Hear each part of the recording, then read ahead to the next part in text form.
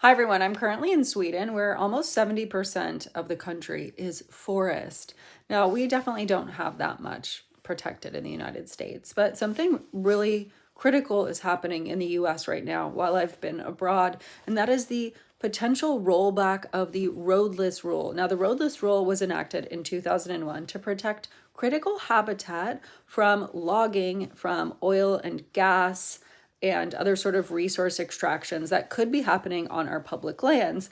And right now, they're trying to roll it back in an effort to add development into these areas, fight wildfires, which is not a thing, and also put more money into logging companies' pockets and also resource development pockets. So we're talking about oil, we're talking about mineral extraction, cobalt, lithium, these kinds of things that could potentially come into our national forests, create more roads to be able to go and develop further into our national lands, national forests. Now, most of these lands are in the West.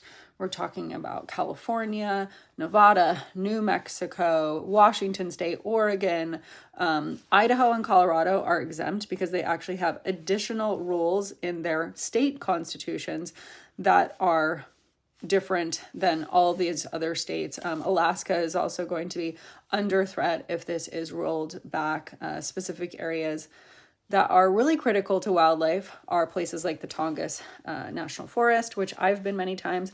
Big populations of bears up there, black bears and grizzly bears. So really important that we keep these places protected.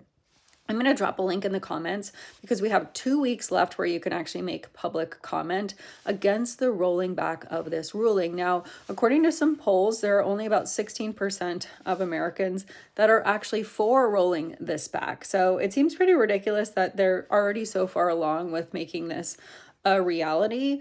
But all we can do as people of this country, unfortunately, is comment publicly.